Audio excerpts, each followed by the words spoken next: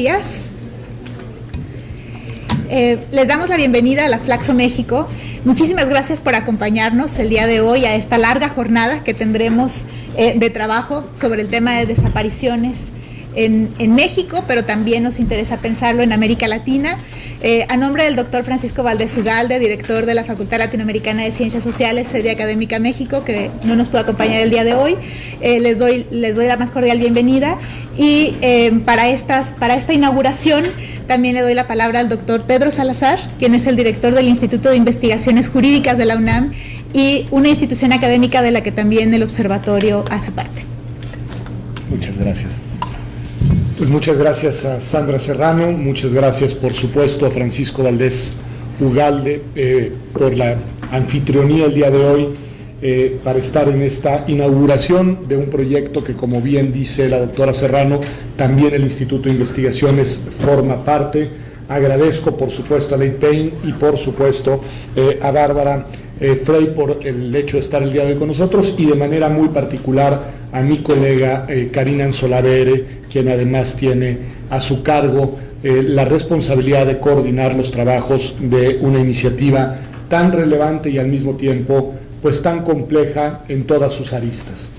Yo creo que este es uno de los temas más urgente y al mismo tiempo más desgastante del presente, no solo de nuestro país, sino también de otros países que, como bien dice el título de esta conferencia, enfrentan el problema de las desapariciones en su etapa post-transicional.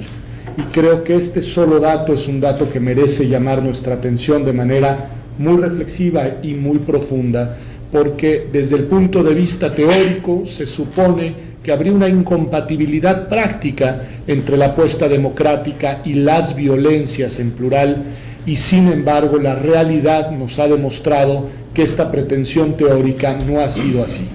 Hemos logrado transitar en la institucionalidad política hacia dinámicas propias de lo que llamamos el juego democrático, competitivo, pluripartidista, etcétera, y lo que nos hemos topado después de las transiciones son escenarios de una multiplicidad de violencias que coexisten, que conviven y que lastiman de manera muy profunda nuestras sociedades.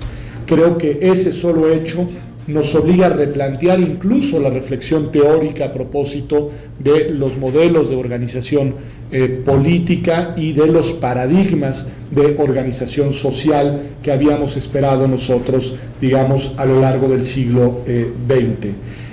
Esta temática además es particularmente relevante por el daño que causa a las personas, es decir, por el daño concreto, palpable a las víctimas, a la multiplicidad de víctimas directas e indirectas de un fenómeno tan terrible como el de las desapariciones. No diré mucho más, salvo que para el Instituto de Investigaciones Jurídicas formar parte de esta iniciativa es una responsabilidad, y es una responsabilidad que asumimos con toda seriedad, que agradecemos en su dimensión de vinculación internacional con Oxford y Minnesota, y que entendemos muy bien que este es un tema del presente, pero del que depende y en el que está empeñado una buena parte del futuro de nuestro país y de otros países de nuestra región. Quizá nos gustaría, a mí como director, estar únicamente concentrados en temas de otra naturaleza y estar pensando cuestiones más lúdicas e intelectualmente quizá más relajantes que las que nos enfrenta el día de hoy. Pero como bien decía María Zambrano, conciencia histórica es responsabilidad histórica, y nadie puede escapar a las particularidades del tiempo histórico que les tocó vivir. Y a nosotros lamentablemente nos está tocando vivir este tiempo histórico, y ahí es en donde tenemos que colocar nuestra responsabilidad. Una responsabilidad que desde la academia además tiene el deber de la imparcialidad, el deber de la autonomía, el deber del espíritu crítico y racional, y al mismo tiempo el del compromiso de incidencia para la transformación social. Por eso el hecho de que nuestra actividad intelectual y académica se vincule con la de organizaciones de la sociedad civil y con organizaciones y organismos internacionales me parece que es una situación debida. Si no tuviéramos esa vinculación y si no interactuáramos e interaccionáramos con esos actores, difícilmente podríamos trascender la lógica de las aulas para intentar transformar de alguna manera la realidad. Lo que hoy se presentará son datos datos duros y contundentes, datos lamentablemente ciertos, que nos sirven para mirar a la realidad, quizá con espanto, pero al mismo tiempo con objetividad. Muchas gracias, gracias de nuevo a la Flaxo, gracias Karina, gracias Sandra, gracias por supuesto a nuestras colegas, porque no son invitadas internacionales, y a nombre del Instituto de Investigaciones Jurídicas, en lo que a nosotros nos toca, bienvenidas y bienvenidos a esta jornada de trabajo. Muchas gracias. Bueno, yo quería decir nada más que gracias a ustedes por esta oportunidad, ¿no? Tengo el orgullo de haber sido parte del proyecto desde el inicio, en una reunión en Minnesota, donde nos reunimos con diferentes representantes de organizaciones de derechos humanos de México para pensar en qué podemos hacer, qué tipo de observatorio podemos hacer que ayude en el proceso de luchar por los derechos humanos en el país. De ahí empezamos a hacer propuestas y ganamos una propuesta con el Newton Fund, que es una colaboración entre el Reino Unido y México y Minnesota en los primeros pasos del proyecto. Y de ahí 2 propuestas exitosas con el Open Society, que vamos a empezar la segunda en unos meses, que eso ha sido no fácil, en negociar cómo hacer lo que queríamos hacer y también todos los requerimientos del financiamiento, los financiadores, pero hemos conseguido hacer mucho, pero la parte que para mí que es más rewarding, ¿no? Que me llena más, es la parte de trabajar con víctimas, y sobre todo cuando estuvimos en Nuevo León. No podemos hacer mucho, pero lo bueno es escuchar que lo pequeño que podemos hacer puede avanzar esta lucha por la verdad, por la justicia, reparaciones y las garantías de no repetición. Y esto es una cosa que para mí, muchas veces sentamos en la academia, en el Torre de Marfil, y no tenemos esta posibilidad de realmente hacer investigación-acción. Y este proyecto es un modelo del tipo de trabajo que debemos estar haciendo y pensar en cómo acompañar a las víctimas, a los defensores de derechos humanos en su lucha. Y la segunda parte para mí, que es el más, que me llena mucho, es ver a los investigadores jóvenes. ¿Y desde cuántos años, Dani? 3 años que empezaron a hacer este trabajo, y cómo han crecido y son muy sofisticados ahora que van a ver por la tarde en las presentaciones de ellos, y también el compromiso que tienen con el proyecto. Y esto es algo muy, es que igual estamos enseñando, tenemos un poco de distancia pensando en teorías y metodologías, y ver un proyecto que tiene ese tipo de alcance a las personas que merecen nuestra atención. Entonces, muchas gracias por esta oportunidad, y espero escuchar más de ustedes de cómo piensan que podemos mejorar el proyecto y pensar en el futuro del proyecto. Muchas gracias. Muchas gracias. El programa de derechos humanos en la Universidad de Minnesota está muy agradecido ser parte del Observatorio de Desapariciones y Impunidad en México, y de acompañar al equipo de Flaxo y nuestros colegas de Oxford en esta jornada de investigación-acción, como dice Lee.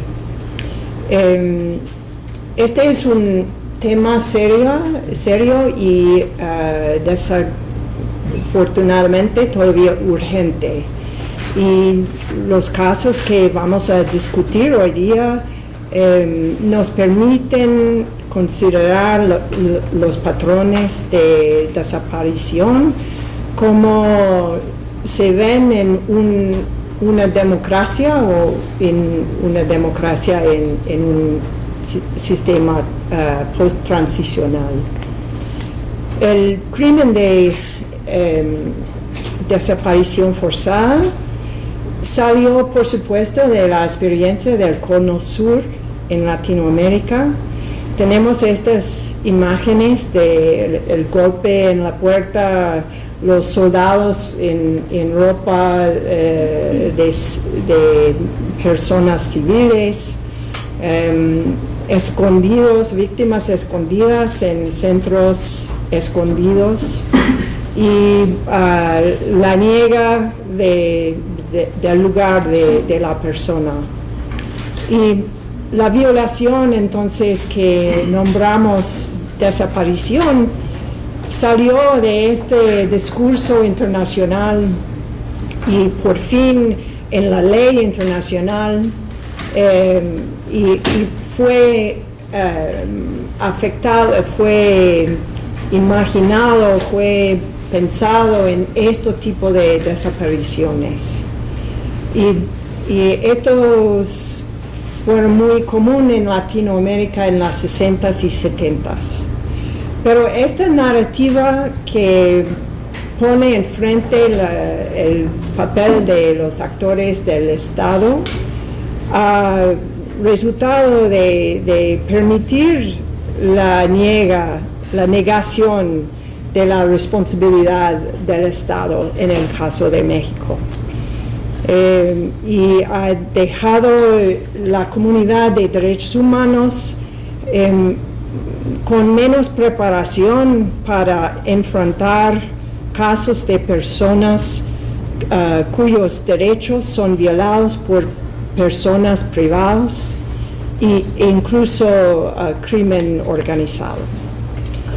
Entonces, es muy importante para nosotros hoy día y durante el observatorio y el trabajo del observatorio de tener una conversación distinta, una vista diferente y más sistemático de las pruebas, y un espacio como esto para tener discusiones conceptuales sobre la protección de derechos humanos en sociedades, incluso democracias y sociedades post-transicional, que no llevan a cabo violaciones dentro las líneas del crimen definido por la ley internacional.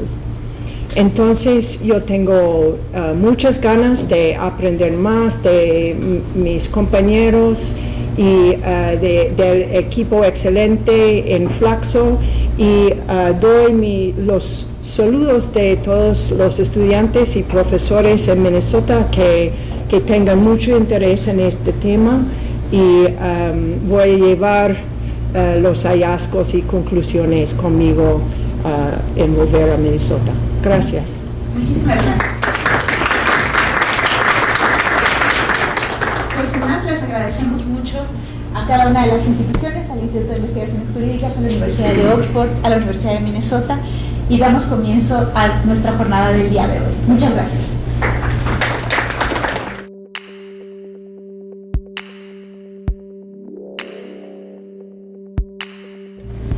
Pues de nuevo cuenta, muchísimas gracias por acompañarnos. En esta primera mesa vamos a hacer la presentación de los resultados del observatorio correspondientes al estado de Coahuila, que es el segundo informe que presenta el observatorio sobre desapariciones e impunidad. El primero fue sobre Nuevo León y estados aledaños con información de CADAC, y este informe es resultado del análisis de información de distintos colectivos que han recibido denuncias de los familiares sobre desapariciones en el estado de Coahuila.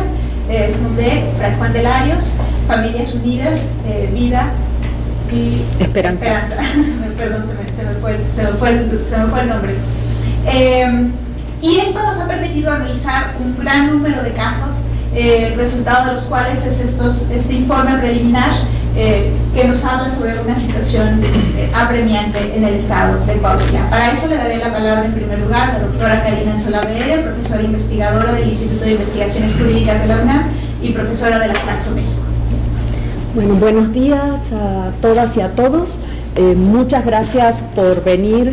Nosotros cada vez que hacemos una presentación de nuevos reportes del observatorio, debo confesar que tenemos pánico escénico porque la responsabilidad es muy grande.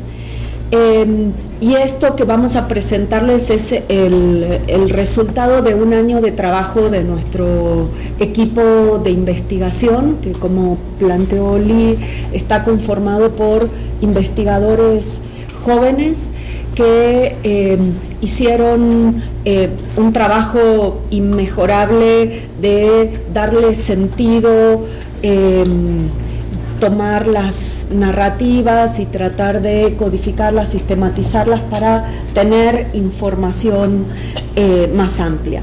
Voy a empezar con una pequeña introducción acerca de cuáles son los objetivos del observatorio para contextualizar a todos ustedes antes de pasar a los datos.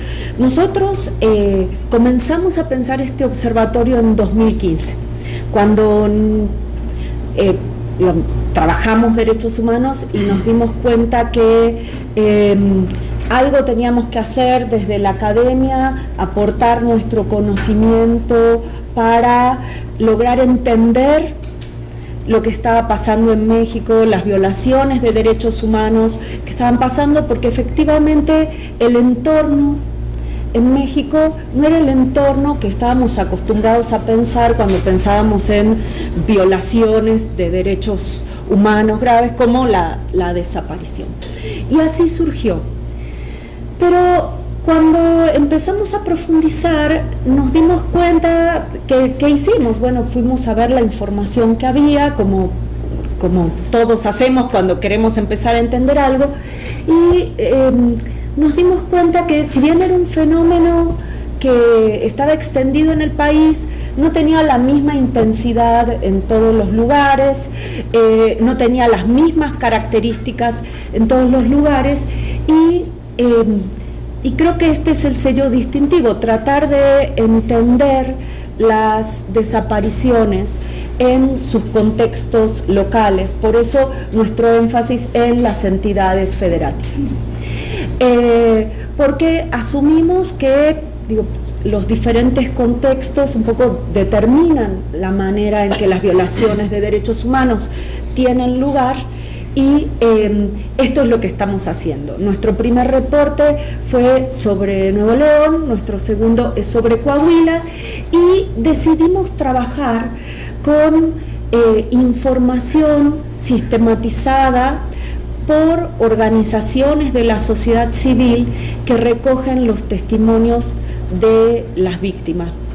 Es importante decir, nosotros no fuimos a tomar testimonios de las víctimas, trabajamos con información que organizaciones de la sociedad civil y colectivos de víctimas habían sistematizado.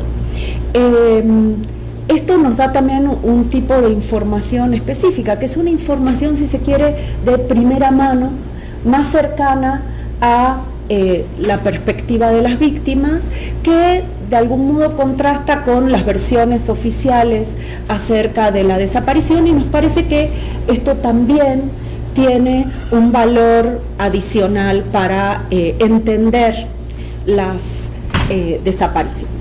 Bueno, dicho esto, voy a comenzar a presentar nuestros resultados. Voy a ser breve. Tenemos un reporte sintético que luego les podemos hacer llegar, entonces, pero quiero que disparar la discusión del día de hoy a partir de esta información nueva.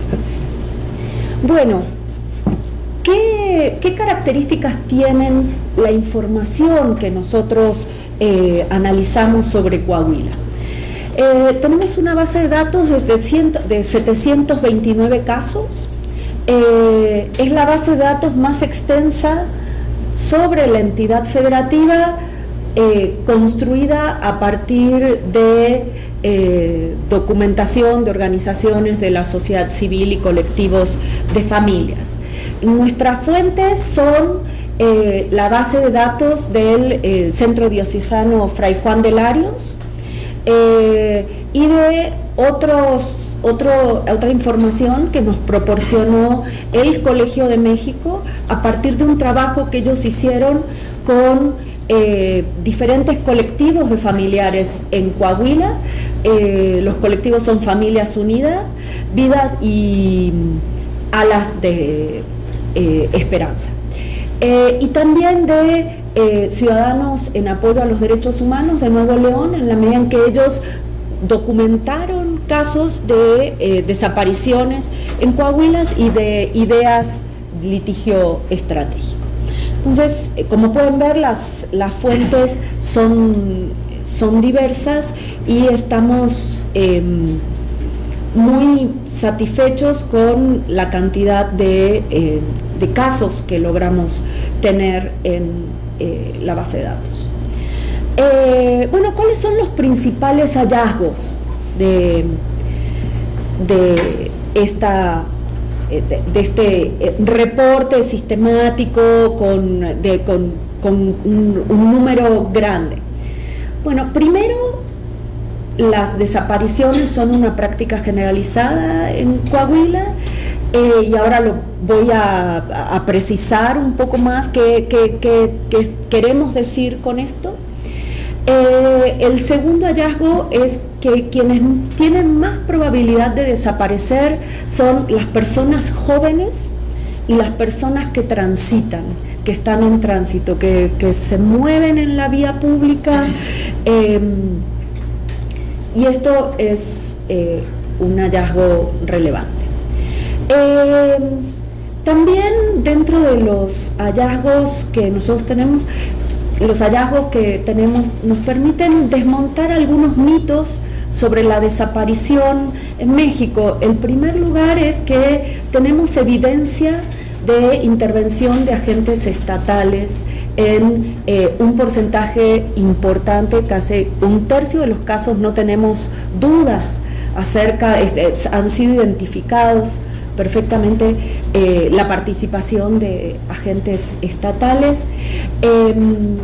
Otro aspecto importante es que las desapariciones no son actos aislados, como vamos a ver en la mayor parte de los actos o los eventos de desaparición en Coahuila son eventos colectivos, es decir, desaparece más de una persona en el mismo evento. La mayor parte de las personas lamentablemente continúa desaparecida, y algo interesante, que esto sale del análisis más cualitativo de las narrativas de las familias, es que algunas de las desapariciones no serían producto de la intervención en actividades criminales, como muchas veces se supone, ¿no? O parte del mito de que en realidad quien desaparece está vinculado con actividades criminales, sino más bien es lo contrario, ¿no? Sino surgen de la negativa de formar parte en actividades criminales y, entre comillas, el castigo es este tipo de represalias. Bueno, voy a referirme al primer punto, la desaparición como fenómeno generalizado. De acuerdo con el derecho internacional, la generalización de violaciones de derechos humanos implica que se producen un evento que tiene muchas víctimas o varios eventos en el tiempo. Nosotros lo que encontramos es que tenemos 729 casos en Coahuila, y que además, como se puede ver, estos fenómenos se desarrollan a través del tiempo, no se producen en un solo momento, sino que tienen un desarrollo temporal, con un pico en 2010 y 2011, lo cual confirma, los invitamos a revisar nuestro informe de Nuevo León, es equivalente a el pico de desapariciones que identificamos en Nuevo León. El segundo aspecto que nos interesa señalar es que la desaparición no se produce en una sola parte del territorio, sino que, como pueden ver en este mapa, se produce en diferentes municipios, en prácticamente el 50% de los municipios del territorio del Estado, y donde se observa especial intensidad son en los municipios fronterizos. Estos municipios de azul que están arriba son municipios colindantes o fronterizos con Estados Unidos. Bueno, nosotros para analizar la información sobre desapariciones utilizamos una metodología que desarrolló Patrick Ball, que es quién le hizo qué a quién. Las preguntas que nos hicimos es quién le hizo qué a quién. Y es importante decirlo aquí que estudiar desaparición es frustrante por muchos motivos, ¿no? Porque uno se enfrenta a la crudeza de lo que sucede, porque uno se enfrenta al dolor de las familias que están buscando, pero también porque de la mano de la desaparición desaparece información.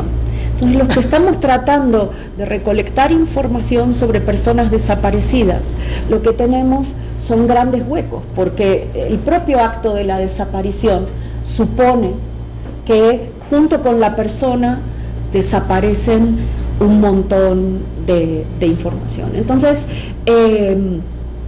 este trabajo es un trabajo muy minucioso de ir reconstruyendo estas historias, ¿no? Este es el producto es un trabajo minucioso de reconstruir historias. Pues bueno, lo que tenemos es que en general tenemos también una pirámide de información sobre desaparición. Sabemos bastante más acerca de quiénes son las víctimas porque sus familiares las buscan y nos pueden decir quiénes son, y sabemos bastante menos acerca de cómo sucedió la desaparición, quiénes son los perpetradores, porque esta información se va perdiendo con el propio acto de desaparición. Dicho esto, comienzo un poco con la descripción de quiénes desaparecen. Básicamente desaparece gente joven. Esta pirámide lo que muestra son las edades, el verde a la izquierda son mujeres, el rojo son hombres, y lo que tenemos es que entre los 17 y los 33 años la mayor parte de nuestra población oscila entre los 17 y los 33 años. Algunos de los testimonios que tenemos sobre algunas de las narrativas de las familias indican que muchas veces las desapariciones se producen porque jóvenes señalan a jóvenes, ¿no? Entonces, este es un elemento importante. Quienes están desapareciendo son básicamente jóvenes, hombres y mujeres jóvenes. Por otra parte, un aspecto importante es, bueno, ¿qué hacían las personas que desaparecen? ¿No? ¿Qué hacen las personas que desaparecen? La mayor parte de las personas son comerciantes o empleados de venta.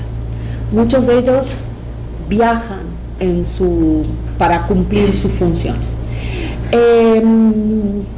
Una cosa importante, el azul son hombres y el rojo son mujeres.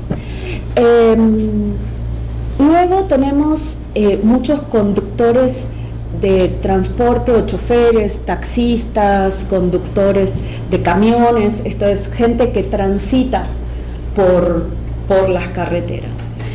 Y el tercer... Bueno, tenemos trabajadores del Estado, algunos son de fuerzas de seguridad y otros no, y también tenemos un número importante de estudiantes que condice con esto, que son personas jóvenes. Sin embargo, lo que quiero destacar es que si bien proporcionalmente las mujeres son menos, las mujeres víctimas de desaparición son menos que los hombres, en los casos de mujeres desaparecidas lo que encontramos es ciertas características o ciertos rasgos de género indudables. Una de ellas, por ejemplo, es que las mujeres desaparecidas en su mayoría desarrollan tareas del hogar y son trabajadoras domésticas. Ahora nos vamos a referir un poquito más a esta situación. ¿A dónde desaparecen? Bueno, casi la mitad de las personas desaparecen en lugares relacionados con las víctimas o familiares para las víctimas. Esto también lo habíamos visto en el caso de Nuevo León, y es sobre todo en las casas. La gente desaparece de sus casas, pero el 35% desaparece también en la vía pública. Esto es, desaparecen en casas o en la vía pública, en espacios donde teóricamente deberíamos transitar con seguridad y sin ningún tipo de amenazas. Y el otro 15% desaparecen en centros económicos o comerciales. Esto es importante porque parece que la desaparición es un fenómeno bastante menos escondido de lo que nosotros podemos suponer. Otro aspecto importante, o la otra pregunta, es cómo desaparece la gente, ¿no? ¿Cómo desaparece quien desaparece?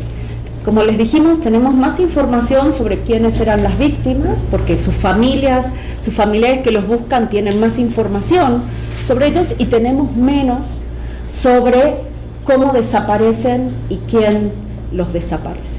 Pero algo interesante es que cuando tenemos información sobre la forma en que desaparece, el 65% de los eventos son colectivos. Esto es, en el 65% de los eventos no solo desaparece una persona, sino que desaparece más de una persona.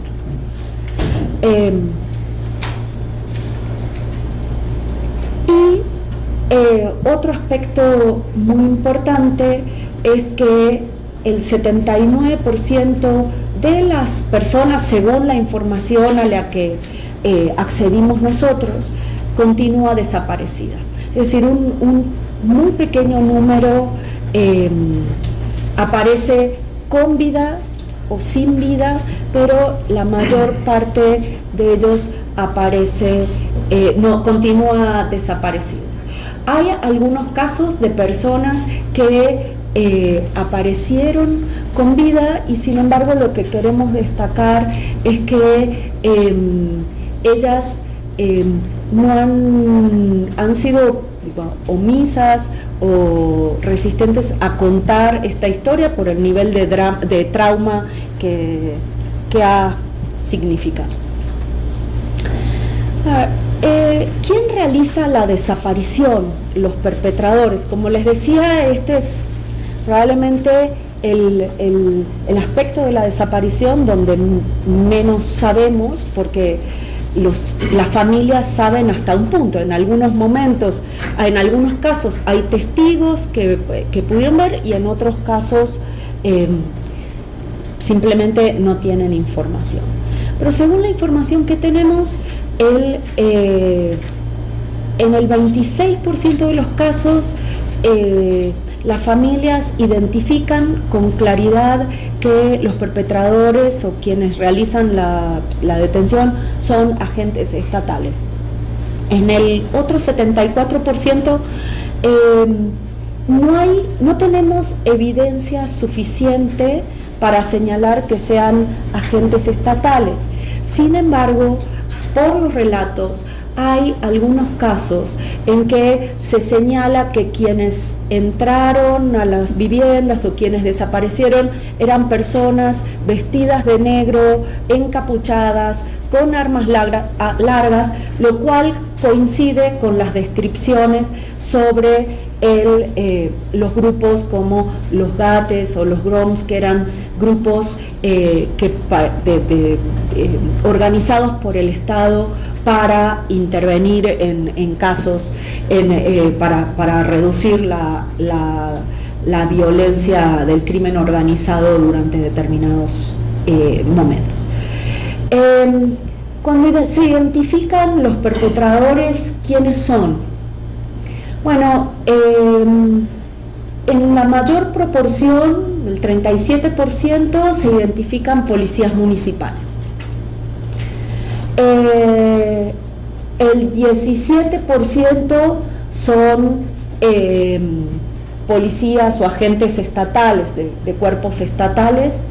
El 9% son autoridades federales y el 3% una combinación de autoridades federales estatales, y el 2% se menciona que son autoridades, pero no se pueden especificar.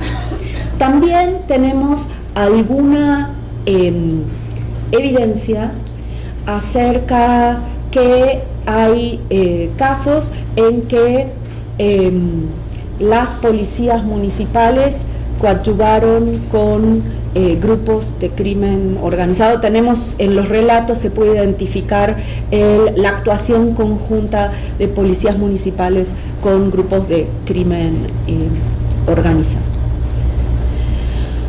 Bueno, el último punto que quiero destacar es a todo esto qué pasó cuando las familias contactaron al Estado, qué respuesta tuvieron las familias cuando contactaron, cuando fueron a hacer las denuncias. La primera respuesta, y eso se identifica en varias de las narrativas, es que la primera respuesta fue en muchos casos disuasiva respecto de la realización de la denuncia. Se les dijo a las personas, a los familiares que fueron, cosas así como: señora, mejor vaya a su casa, no quiere que a su familia le pase esto al resto de su familia. Entonces, la primera respuesta que en un grupo importante de casos identificamos es el miedo y tratar de disuadir a las personas para hacer denuncias. Sin embargo, en general las familias continuaron, y lo que nosotros tratamos de identificar es cuántos contactos, cuántas puertas tenía que tocar cada una de las familias antes de que la denuncia les sea tomada. Y lo que encontramos es que el 38% de los casos la denuncia se le toma en el primer lugar a donde va, pero que sin embargo hay casos donde tuvieron que tocar hasta 10 puertas antes de que la denuncia les sea recibida. Y en general, cuando las familias contactan básicamente, en primer lugar, a el Ministerio Público Estatal, y en segundo lugar, no sale por el tamaño del cuadro, a la Procuraduría General de la República. Perdón.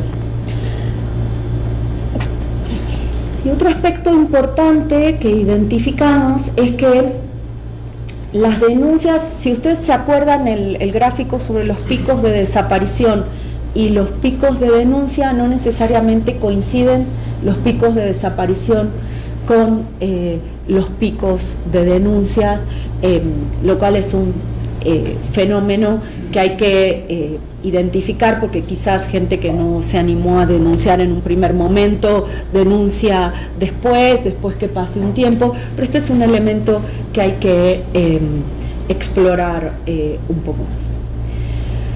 Y finalmente, bueno, un par de comentarios finales. Creemos que esta información, con sus alcances y sus límites, desarma algunos mitos sobre la desaparición, o coadyuva a desarmar algunos mitos sobre la desaparición. Sobre Coahuila se han hecho varios reportes, diferentes organizaciones han hecho varios reportes. Este trabajo sistemático de muchos casos confirma de alguna manera la evidencia presentada en estos reportes, con una evidencia, con un análisis, con una metodología distinta, pero es consistente con lo que ya se señaló en otros reportes. Y creemos que algo muy importante a identificar también son que a partir de las narrativas de las familias identificamos algunas creencias compartidas del primer momento, ¿no?, de la desaparición. Y queremos compartir con ustedes dos fundamentalmente. La primera era que las personas volverían en 2 semanas. Varios casos plantean que sus familiares volverían, que les habían dicho que sus familiares volverían en 2 semanas. Pues los familiares no volvieron. Y la segunda es que volverían en 2 semanas porque esto era una especie de castigo, pero que cumplido el castigo estarían de vuelta y esto no se produce. Entonces también este tipo de análisis, que puede parecer muy frío en términos de números, también nos permite comenzar a entender cuáles eran las creencias o cuáles eran los significados compartidos por los cuales mucha gente en un primer momento evitó hacer denuncias o actuar de manera más contundente para saber qué había pasado. Bueno, aquí me quedo yo, muchas gracias y le doy la palabra a mis colegas. Gracias, Karina, por dar las conclusiones de este informe tan importante. En el estado de Coahuila ya sabíamos sobre las violaciones serias, incluso desaparición forzada, del trabajo valioso de ONGs, incluso el Centro de Derechos Humanos Fray Juan de Larios y FUNDEC, por ejemplo. Y antes de eso trabajamos en Nuevo León con CADAC. Pero en Coahuila ya sabíamos que con su frontera larga con los Estados Unidos, sus espacios abiertos, su población pequeña y un informe muy profundo de corrupción, que este estado fue uno con pocos remedios para las víctimas. Y lo que hemos visto en este análisis de más de 100 casos nos confirmó la naturaleza generalizada de desaparecidos como un tipo de violación en este estado, que está llevado de crímenes organizados, actuando junto con la policía o en un contexto en lo que el Estado ignora o condona, ¿es una palabra? las violaciones. Entonces, yo quería decir que obviamente no hemos inventado estos hallazgos, que ya habíamos escuchado. Sí, escuchado. Yo quiero introducir o presentar un poco más información del trabajo de la Universidad de Minnesota en nuestro programa, donde trabajamos en un sendero paralelo con este equipo en Flaxo que escribió este informe. En Minnesota hemos aprovechado la disponibilidad de medios de comunicación de México y decidimos codificar los artículos de medios de comunicación utilizando las mismas categorías del base de datos de las ONGs de Flaxo. Entonces, hemos codificado a casos de 100 personas en el estado de Coahuila, que no es total, pero nos da un perfil de la narrativa en la prensa sobre estos casos en Coahuila. Nuestros casos son en la misma época, 2009 a 2016. Las fuentes son diarios y local, estatal y nacional que aparezcan en la línea, porque tenemos que leerlos por línea. Diarios incluyen El Norte, El Siglo de Torreón, Vanguardia, La Reforma, El Universal, Animal Político, Proceso y Zócalo.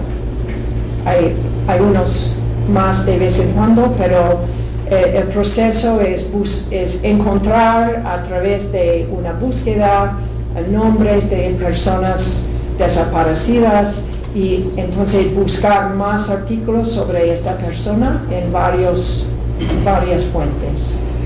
Nuestros estudiantes, bueno, como ya dije, han codificado estos casos. Y en fin, bueno, en principio estábamos pensando en esto como otra fuente de información, y sí, es una fuente de información, pero también es más, nos explica la narrativa pública de desaparición en cada estado. Entonces, por ejemplo, ¿por qué estos casos salían en los diarios y no otros? ¿O por qué son informados en esta manera y con estas fuentes de información y no otros? Entonces, en fin,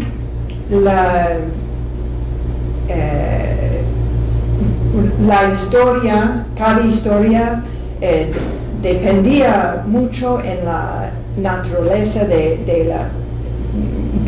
el tipo de diario, su opinión política en unos casos, también sus informantes, de dónde reciben la información, de la policía, o del Ministerio Público, o hablan con familias o ONGs. Y también, como ustedes ya saben, los periodistas, sus mismos, son un grupo muy vulnerable ahora en México, que están operando dentro de un clima de miedo, y aún son periodistas. En Coahuila 5 tenemos en nuestra base de datos que fueron víctimas sus mismos. Después de codificar los casos en Coahuila, mandamos un estudiante graduado, Paula Cuellar, que está con nosotros, para entrevistar a periodistas, familias de los desaparecidos y ONGs sobre su experiencia con la cobertura de prensa sobre desapariciones. Y yo voy a hablar más sobre nuestros hallazgos de estas entrevistas en la próxima mesa. Pero por esta mesa quiero darles la información que a pesar de las circunstancias en cual opera la prensa, en nuestra base de datos de 100 personas tenemos hallazgos muy paralelos al informe de Coahuila de Flaxo. Y quiero dar unas categorías, por ejemplo. Bueno, en nuestros 100 casos habían 75 hombres, 25 mujeres. Como en el observatorio hemos encontrado que la edad de las víctimas es muy joven. La juventud es en riesgo. Entonces hay 12 personas de 100 bajo de 18 años. Incluso el menor en nuestros artículos de 3 años y el mayor de 71. El medio, what's average? Promedio es 27 años y el media sorry, es 24 años. Entonces, muy joven. La otra cosa paralelo a los hallazgos del observatorio fue las ocupaciones de los que están en riesgo. Encontramos, bueno, de 34 hasta de 100 no tenemos información, pero entonces de los 66. Sí, 66, gracias. Tenemos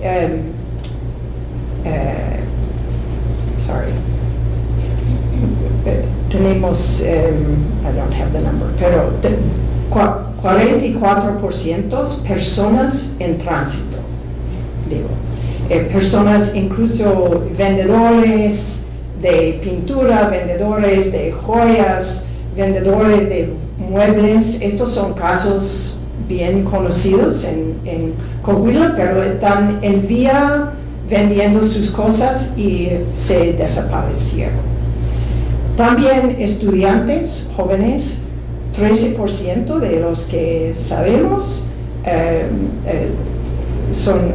fueron estudiantes. Incluso un caso muy fuerte de 4 estudiantes de la Universidad Autónoma de Coahuila que salieron de sus clases de noche y nunca volvieron, y su coche fue encontrado con balazos y quemado. Estudiantes nomás.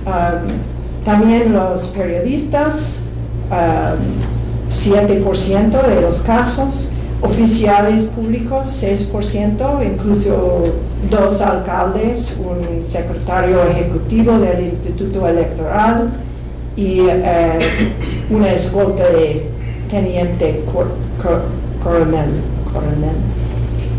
Policía 6%. Bueno, el estatus de la víctima, 83% continúa desaparecido y 13% aparición sin vida.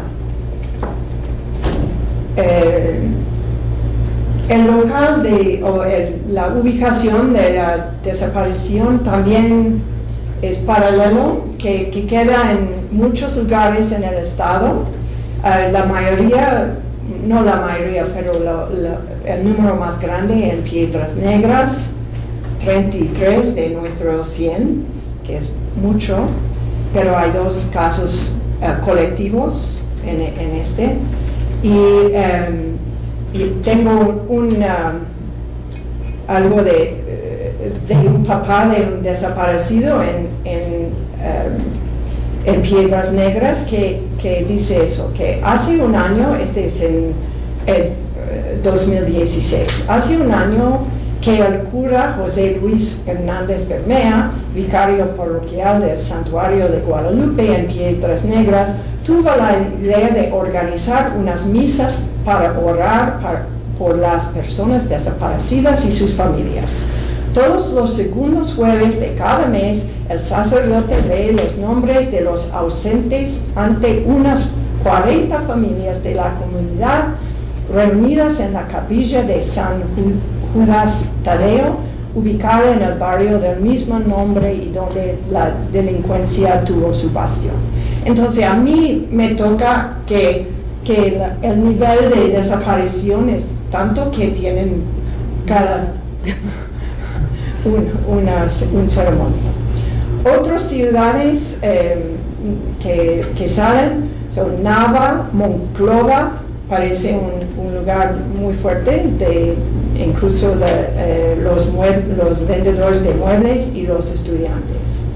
Nueva Rosita, Allende, por supuesto, Torreón, o en el sur o medio más Torreón, Paras de la Fuente, Saltillo y unos en la frontera con Nuevo León y 3 personas afuera del estado, Guanajuato y una en Nuevo León. La otra cosa paralela con el observatorio es la cara colectiva de las desapariciones, de los eventos. No es una sola persona que desaparezca, son muchos, varios. Entonces, entre marzo de 2009 y abril de 2013, marcamos 9 incidentes de 3 personas o más llevado como desaparecidos. Un total de 40 personas de nuestras 100. 40 personas son en grupos, y varios grupos grandes. Hay en 2009 12 vendedores de pintura en Piedras Negras. En abril, en Nava, 3 vendedores de joyas que estaban viajando y un quote, un dicho del papá de uno de los vendedores de joyas, dice eso: los muchachos fueron a trabajar y desaparecieron. Nadie vio nada, nadie sabe nada. Su ruta era del Saltillo a Piedras Negras y yo pienso que los tiene la policía o un cliente porque llevaban todavía 3 kilos de oro y como 1 millón de pesos de lo que ya habían vendido. El ejército los revisó al pasar de Nava y los dejó libres porque traían documentos que respaldaban la mercancía. Ya después no supimos. Tenemos otro caso de 7 campesinos vendedores de muebles en 2010 y un caso impresionante de 11 miembros de la misma familia de 2 casas en Piedras Negras en 2012. También los estudiantes de UAC, incluso 3 mujeres y un hombre, desaparecieron en Monclova y dicen que el automóvil fue encontrado posteriormente quemado y con impactos de bala en una brecha de libramiento Eliseo Mendoza Berrueto de Monclova.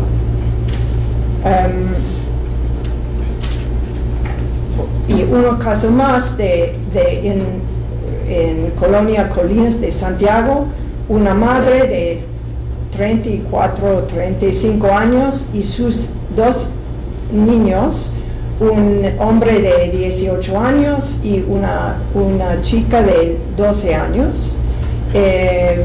Esto en 2013 y la mamá de esta mujer dice: tumbaron la puerta y lo sacaron y nadie me ha podido solucionar nada. Puse la denuncia y nadie me atendió. Quedó olvidado el asunto. Toco puertas y nada. Con la policía, el Ministerio Público, Derechos Humanos y nadie me dicen que no hay nada, que no hay rastros. No tenemos idea de quién se la hayan llevado. Andaban encapuchados todos los que la sacaron de su casa a las 4 de la mañana. Entonces, tiene el sabor de esto. Finalmente los perpetradores, en los artículos tenemos testimonios de, solamente tenemos información de 32 casos, entonces sin información 68, pero de los 32, 11 son crimen organizado, 7 actores del Estado solamente, y en la mayoría de los casos conocidos, 14 son ambos policía y crimen organizado. Entonces, solamente quería darles un sabor de las noticias públicas sobre estos casos, que en el estado de Coahuila es más o menos va en la misma onda. Gracias. Muchas gracias. Muchas gracias, Karina y Barb, por estas presentaciones. Muchas veces es más fácil entrar en los números y olvidar de las experiencias personales, y son muy duras estas experiencias que nos han contado. Yo quería enfatizar tres objetivos del trabajo del observatorio y cómo estamos cumpliendo con esos objetivos con el informe de Coahuila y también con el trabajo que están haciendo en Minnesota sobre las noticias mediáticas. Los tres objetivos principales que quería colocar en la mesa es hacer visible el fenómeno de desaparición en México, ¿no? Que no es solamente un solo caso de Ayotzinapa, sino las desapariciones son generalizadas por todo el país. Y el segundo objetivo es que hay diferencias, que no todas las experiencias en todo el país no son iguales. Hay diferencias, pero hay también patrones que son parecidos en el país. Entonces, una cosa que queremos hacer con el observatorio es mostrar las diferencias, pero también estos patrones que están pasando en varias partes del país. Y entonces el tercer objetivo es esto de buscar los patrones de perpetración de desapariciones. No es solamente documento los números de desaparecidos, sino buscar patrones y romper un poco con los mitos o como Karina dijo, las versiones oficiales o la historia oficial, como decíamos en el caso argentino, la historia oficial sobre el desaparecido y también sobre el perpetrador. Primero, una parte de romper el mito es pensar en la figura del desaparecido y también los familiares que están buscando o lo relacionado con la persona desaparecida, que también son víctimas de esta desaparición. Y las víctimas sienten un doble victimización, primero por haber perdido o por tener una persona querida desaparecida, y también por ser acusados de formar parte del crimen organizado, ¿no? Ese estigma de estar conectado con el crimen organizado. Pensamos en las palabras, por algo será, que no fueran desaparecidos si no estuvieran metidos en algo malo, ¿no? Y la otra parte del romper con esta versión oficial o los mitos son los perpetradores, el excuso, el fenómeno de todo está relacionado con crimen organizado. Y lo que estamos intentando hacer con el observatorio es pensar un poco más sobre el papel del Estado en algunas de estas desapariciones. Entonces, primero, hacer visible el fenómeno de desaparición en el país. El análisis de los datos sobre Coahuila muestra en números que esto es un fenómeno en Coahuila, de más de 700 personas documentadas desaparecidas en un solo estado. Pensando esto en un poco de perspectiva del pasado autoritario en Brasil, por ejemplo, es el doble número en un solo estado, es casi el doble de todas las víctimas de violaciones de derechos humanos en Brasil durante la larga dictadura en todo el país de Brasil, ¿no? Ahora, los números ya sabemos que no son tan específicas y hay variaciones y todo. Sin embargo, tenemos un número muy alto documentado de más de 700 personas en un solo estado en México, en un país supuestamente democrático. ¿Okay? Y es importante pensar en esto, ¿no? Los patrones que hemos encontrado comparando el informe de Nuevo León con Coahuila, que podemos decir que por un lado muestra una tendencia o la figura del desaparecido que es más joven en los dos estados y también más pobre, ¿no? en el promedio. Y entonces estamos pensando en las personas desechables, ¿no? Personas que no tienen como un papel importante en la vida social y nacional del país. Pero las diferencias también son interesantes, ¿no? Que en Coahuila, por su ubicación en la frontera, tenemos más víctimas en tránsito. Pero ¿qué significa? Las dos, Karina y Par, hablaron de esto en tránsito. Comerciantes, personas en tránsito, pero no hemos encontrado un gran número de migrantes. ¿Por qué? Probablemente porque no hay familiares y personas relacionadas con los migrantes que pueden hacer denuncias o recorrer a las organizaciones para documentar el desaparecido. Pero es probable que muchos de los casos son migrantes y también personas traficadas, ¿no? O él también trafica en otros bienes ilegales. Probablemente es el fenómeno que está saliendo de la información sobre Coahuila, pero no tenemos información en los testimonios ni en los documentos de la prensa. El fenómeno de desaparición en grupos es también algo que tenemos que pensar más. ¿Por qué desaparición en grupo? Que no son casos aislados. Y la tristeza de eso, de perder o desaparecer toda una familia, o un bebé de 6 meses, una abuela de 80 años, ¿no? Esto es mostrar que esta gente, estos grupos de personas y familias no están reconocidos en las versiones oficiales de desaparición. Y esto nos lleva al tercer objetivo, que es romper con esto la imagen de la figura desaparecida y el perpetrador.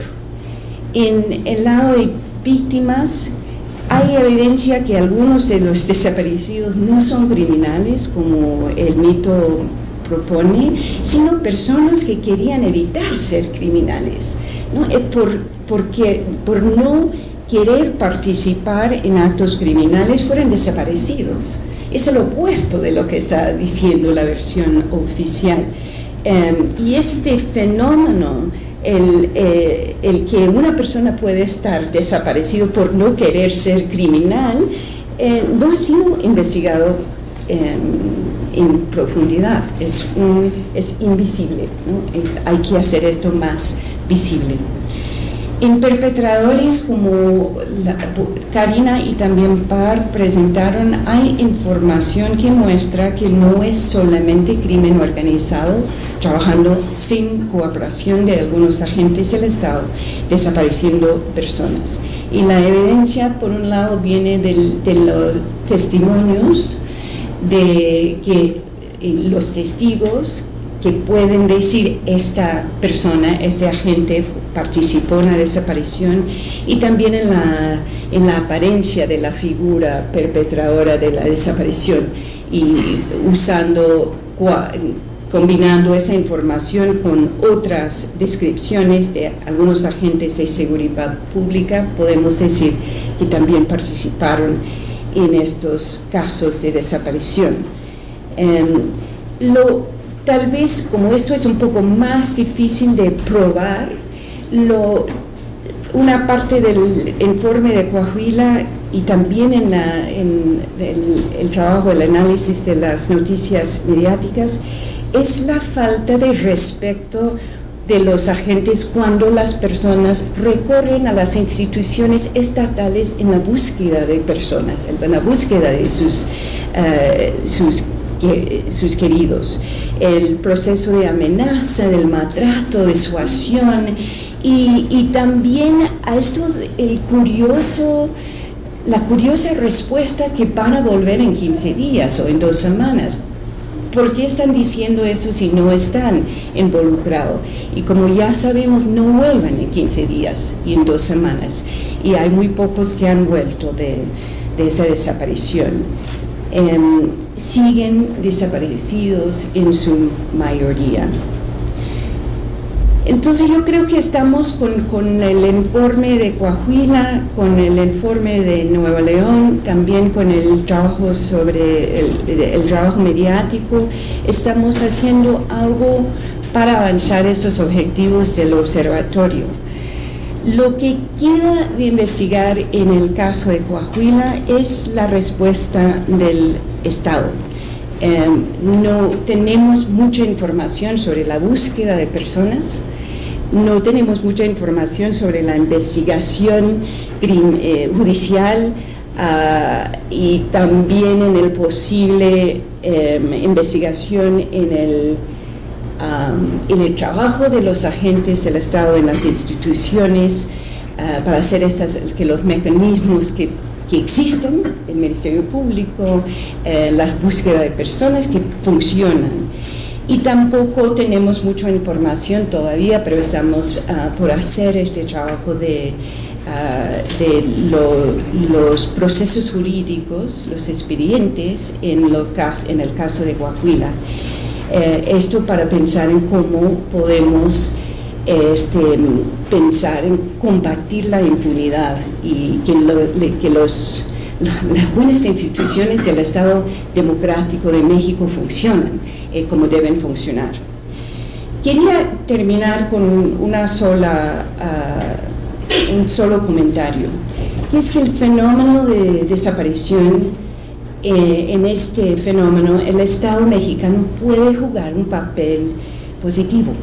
No queremos solamente denunciar la falta de trabajo, que el Estado mexicano puede jugar este papel positivo en el proceso de avanzar los derechos de las víctimas por la verdad sobre desaparición, la justicia, reparaciones y las garantías de no repetición en esto de combatir la impunidad. Esperamos que este informe pueda llegar a convencer al Estado mexicano que lo haga. Y esto es el gran objetivo del observatorio. Gracias. Muchas gracias, Lee. Pues abrimos una ronda de preguntas, comentarios, si alguien tiene alguna pregunta. Soy Carolina Gómez del periódico La Jornada. Preguntarle si existe alguna cifra, que ustedes han entregado una cifra o bien extrapolar alguna cifra de cuántos desaparecidos hay en México y de cuáles han sido las administraciones con mayor cantidad de desaparecidos y cómo va la actual administración, la que va a acabar. Gracias. Muchas gracias por el trabajo del observatorio por este informe. Creo que fue afortunado ir juntando información de más de una fuente, digamos, ¿no? Eso fue muy bueno. Yo quería preguntar, porque ha habido muchos estudios sobre Coahuila, ¿no? Y está el estudio que ya hicieron previamente sobre Nuevo León. Creo que es importante verlo en conjunto. Me parece que la diferencia con este informe, que creo que es muy útil, es que pudiera empezar a darnos una imagen más regional de lo que pasa, ¿no? Más allá de solamente Nuevo León, ¿no? Para empezar a salirnos de la lógica de lo excepcional. Es que nomás fue un caso en igual, ¿no? Bueno, pero es que eso es Coahuila, ¿no? O eso es Nuevo León. Entonces, quisiera preguntar, ¿cómo miran en comparación lo que vieron en Nuevo León a lo que vieron en Coahuila en términos de patrones, de similitudes, de Gracias. El rango de edades de desaparecidos, a mí me está saltando toda una información de campo que tengo desde las caravanas de las que he participado, sobre la hipótesis de que pudiera haber en México campos de concentración de delincuencia organizada para cubrir esa mano de obra, tanto infantil como femenil y sobre todo de varones en edad productiva. ¿Tienen algún planteamiento sobre la posibilidad de campos de concentración en México? Creo que obviaron algo que es muy importante, que es decir qué pasa con los datos oficiales. Creo que es un tema que hay que abordar.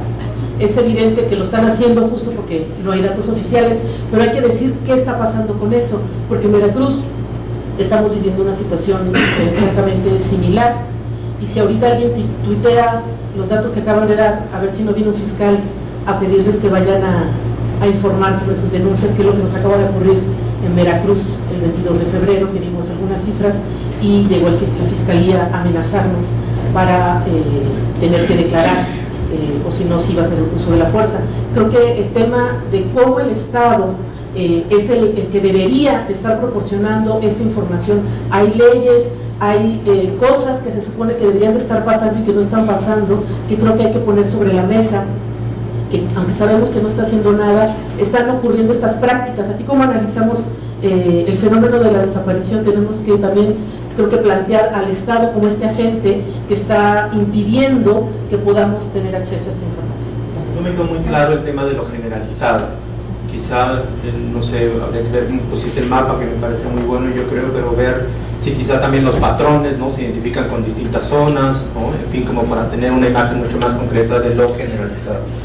Y lo otro es si tienen algún porcentaje de años en que están las personas desaparecidas, ¿no? Porque eso creo que también nos podría dar mucha idea de qué tipo de actuaciones, sobre todo, ¿no?, legales se pudieran hacer, diferenciadas por ahí, ¿no? Y la otra es, también mencionaste que tenían por ahí el porcentaje, pero no sé si se puede saber, o en el resumen lo tendrán, de la actuación conjunta entre autoridades y la delincuencia organizada. Respecto de la cifra, yo creo que en este momento no sabemos a ciencia cierta cuántos son los desaparecidos en México. Parte de estas iniciativas tienen que ver con echar luz a eso.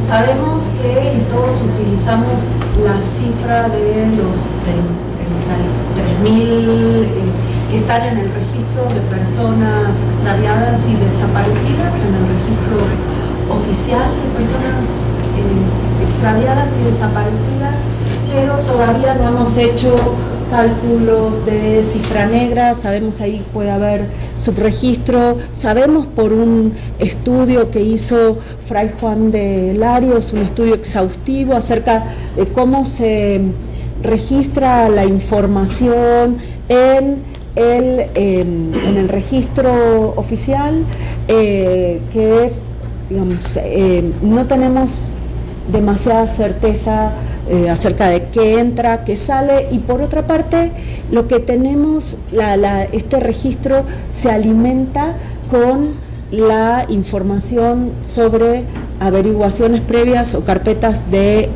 investigación de las fiscalías. No tenemos un registro donde se presenten los testimonios de las víctimas antes de ser judicializados o antes de entrar al sistema de justicia. Entonces, yo creo que uno de los grandes desafíos de la nueva ley de desaparición es que contempla un registro sobre personas extraviadas y desaparecidas, es justamente cumplir con esta obligación de tener registros confiables, con diferentes fuentes, con precisión acerca de qué entra y qué sale, con precisión acerca de cómo se categorizan las cosas, es decir, una serie de requerimientos técnicos, pero me parece que en relación hay una gran oportunidad en este momento, que es la nueva ley sobre personas desaparecidas, de desaparición, y en este sentido creo que hay que aprovecharlo justamente para que el registro que se va a abrir sea un registro que incorpore multiplicidad de fuentes y sobre todo que el testimonio de primera mano y las narrativas de las víctimas no queden fuera de los registros oficiales.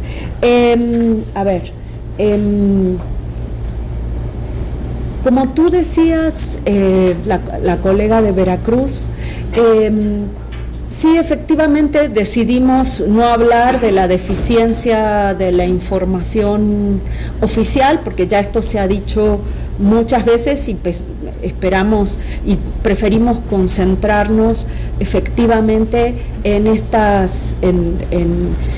experiencia o en este proyecto de, digamos, trabajar sobre información de las víctimas o información documentada por organizaciones de la sociedad civil.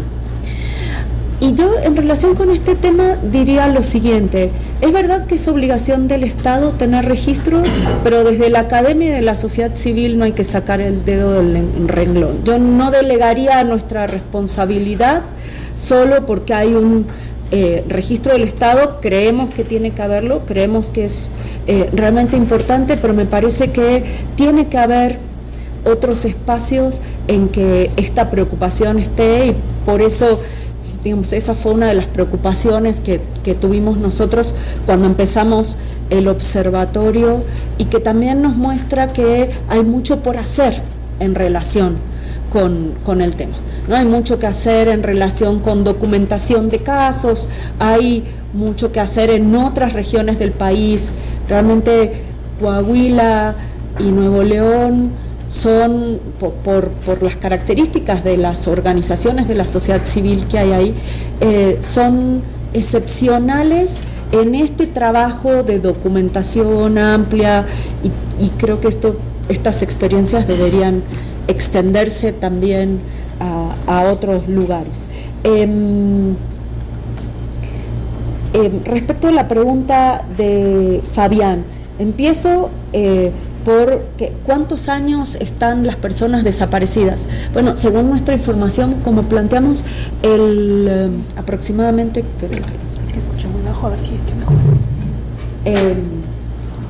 el 79% de los casos continúa desaparecido.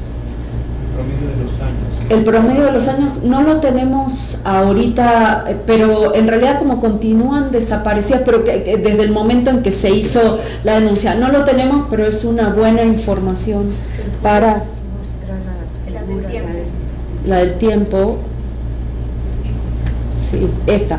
Pero no es el promedio de años desde que se puso la denuncia. Yo entiendo lo que tú quieres decir, es cuándo se puso la denuncia y cuánto hace que la denuncia está puesta y qué pasó. Y en relación, tenemos que esta primera, esta es una versión sintética del informe. Estamos trabajando justamente en profundizar alguna información local a nivel de municipios o a nivel de microrregiones, ¿no? Y respecto de lo que decía Michael, a ver, el próximo paso del observatorio, el próximo reporte que vamos a sacar, la próxima información va a ser la información comparada y regional, ¿no? Entonces tenemos Nuevo León, tenemos Coahuila, y a través de lo que ustedes documentaron y que CADAC documentó, tenemos información sobre Tamaulipas también. Entonces yo creo que estamos en condiciones de poder hacer un informe comparado y que esa va a ser realmente una contribución. Vamos a dar un paso más en este sentido. Lo que vemos, como dijo Lee, es que por una parte coinciden los años en que aumenta el fenómeno de la desaparición en Nuevo León y Coahuila. El tipo de víctimas son similares, son jóvenes. El tipo de profesiones u ocupaciones de las víctimas también son similares. Lo que tenemos que profundizar es si la respuesta del Estado es estrictamente similar o no. Antes de decir algo deberíamos profundizar un poco más, pero sí, definitivamente el próximo paso es avanzar. Ya tenemos la base integrada, tenemos una base de casi 1.500 casos de la región, y es un número importante, ¿no? Habida cuenta todas estas deficiencias. En Nuevo León miramos en el diario El Norte, solamente el diario del Estado, y tuvimos mucho menos información, por supuesto, o tal vez no es obvio, pero información muy limitada.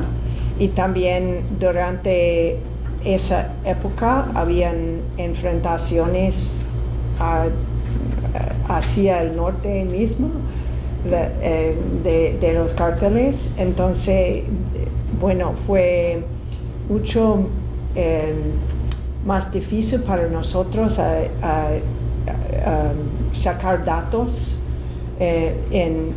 de un solo diario. Entonces, cuando fuimos a Coahuila, porque no había un diario solo del Estado tan fuerte, decidimos abrir la búsqueda, y en esto vemos que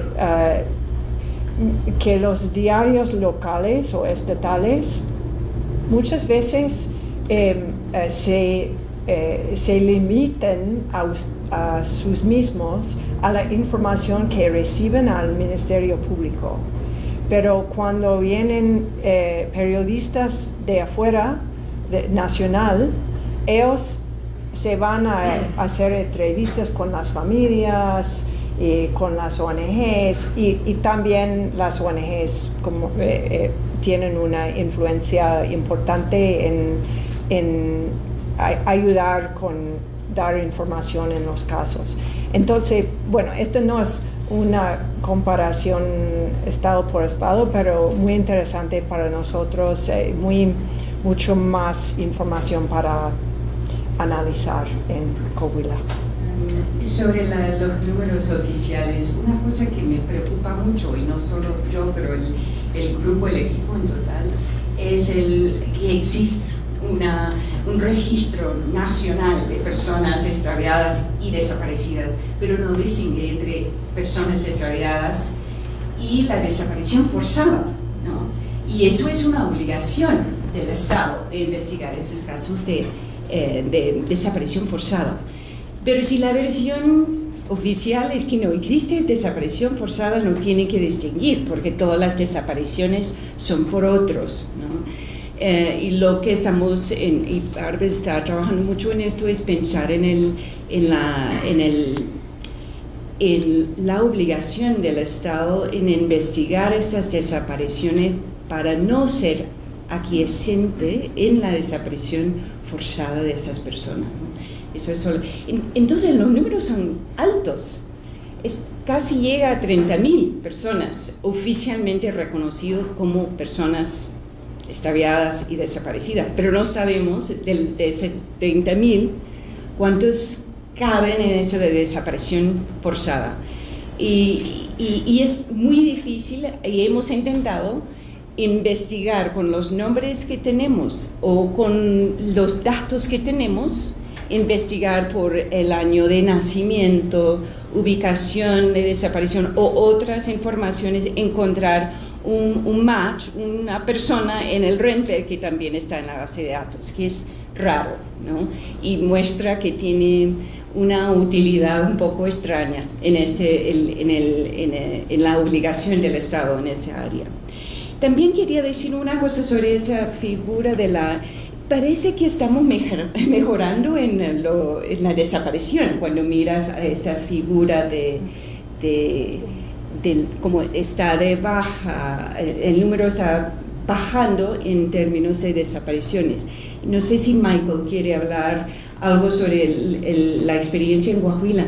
Lo que encontramos en Nuevo León es cuando estaba bajando los números de desapariciones, estaba a la vez aumentando el número de homicidios, ¿no? Entonces parece que el fenómeno, los crímenes de lesa humanidad tal vez no está cambiando, pero el método está cambiando. Ya nos presentaron el panorama, ¿no?, de Coahuila y demás, pero ¿qué propone el observatorio a esto? ¿Cuál es la propuesta que tienen? No solo desde la perspectiva de una propuesta hacia las autoridades, sino nosotros como población, ¿qué debemos hacer también para ser partícipes?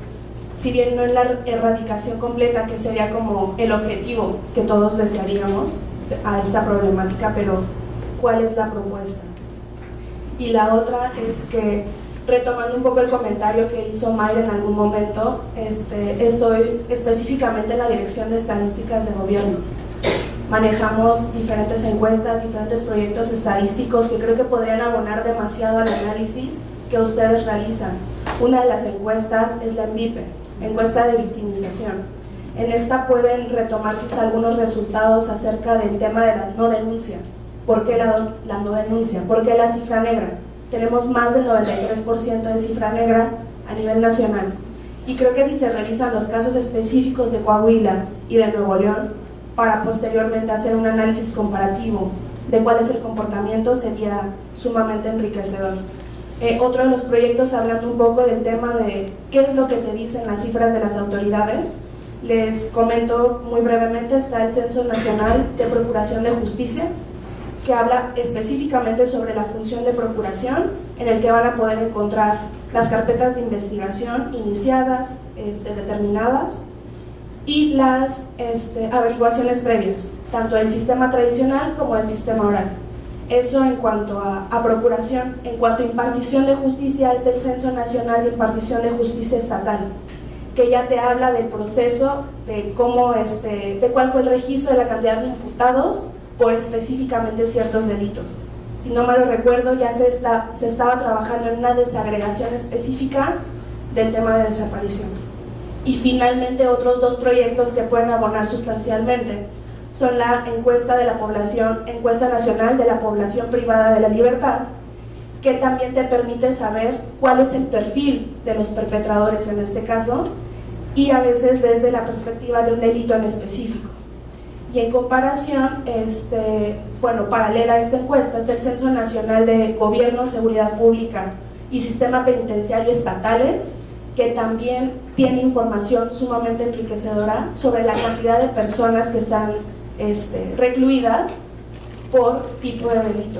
Entonces, si al final desean que abone un poco más sobre esto, con muchísimo gusto. Gracias. Hemos consultado varias de estas, incluso para la colega, ya se retiró, pero hay una pregunta en el ENVIPE que sobre si las familias conocen a alguien que desapareció, y la cifra de esa pregunta es equivalente a los 33.000, o sea que más o menos estamos rondando esa cifra. Y sí, muchísimas gracias. Hemos consultado algunas de estos recursos, pero sí podemos conversar mucho más en específico, sobre todo cifra negra, tipos de delitos y el funcionamiento de las procuradurías. Muchas gracias.